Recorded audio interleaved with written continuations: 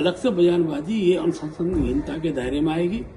किसी भी प्रकार की अनर्गल बयानबाजी किसी भी स्तर पर प्रत्याशी के संदर्भ में नहीं होनी चाहिए। निकाय चुनाव के आहट के साथ ही बीजेपी में खलबली मची हुई है।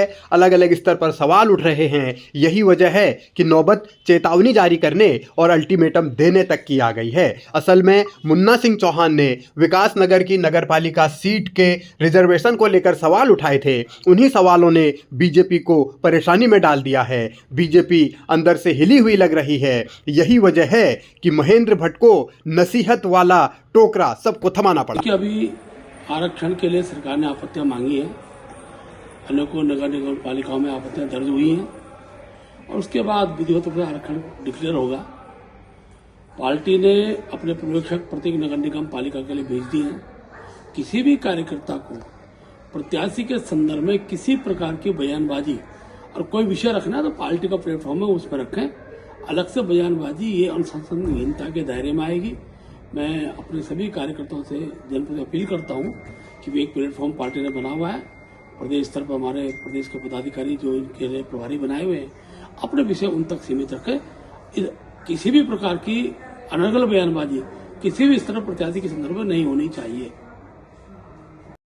बीजेपी प्रदेश अध्यक्ष कह रहे हैं इधर उधर बयानबाजी करने वालों के खिलाफ अनुशासनात्मक कार्रवाई होगी। अब ये कार्रवाई किस तरीके की होगी, किस स्तर तक होगी, क्या ये मुन्ना सिंह चौहान के लिए सीधे सीधे एक चेतावनी है? क्या मुन्ना सिंह चौहान पर भी बीजेपी कार्रवाई कर सकती है? इसे लेकर अटकलें लग रही हैं। हालांकि आरक्षण को लेकर जो सवाल हैं उन सवालों के समाधान को लेकर बीजेपी की सरकार ये कह रही है कि सिस्टमेटिक तरीके से काम होगा और अपने स्तर पर सब समस्याएं सुलझाई भी जाएंगी। लेकिन जो सवाल मुन्ना सिंह चौहान ने उठाए उनका समाधान होगा या नहीं, ये जवाब अभी नहीं मिला है। और देखिए, आरक्षण का अपना एक नियम होता है। उस नियमों के तहत और जो आयोग होता है, आयोग गठित होता है, उसके अनुसार ही आरक्षण होता है। और इसमें किसी की इच्छा के अनुरूप सभी जगह हो जाए ऐसा नहीं है।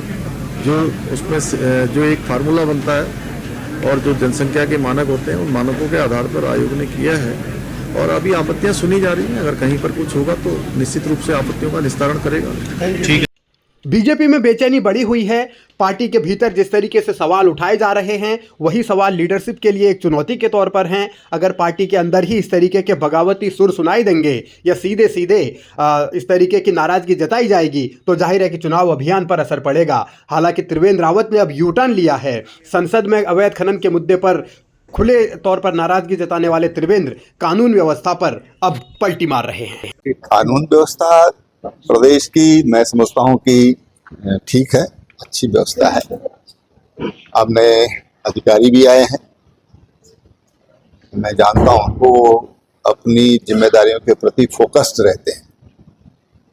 पुलिसिंग कैसी होनी चाहिए उनका बहुत अच्छा अनुभव है और मुझे लगता है कि उससे आने वाले समय में अगर कहीं पर कोई ऐसी लापरवाही के कारण या कोई कमियां हैं तो दूर करने में उनको सक्षम है। उत्तराखंड की कानून व्यवस्था को लेकर त्रिवेंद्र रावत पहले बहुत बार सवाल उठा चुके हैं, लेकिन दीपम सेठ के आने से उन्हें लगता है कि सब कुछ सुधर जाएगा। ऐसे में सवाल ये है कि बीजेपी में ये यूटर्न वाली सियासत, ये चेतावनी वाली सियासत, ये धमकाने वाली सियासत आखिर क्यों चल रही है और इस सियासत के मायने क्या हैं और निकाय चुनाव को लेकर इसका कितना असर पड़ेगा।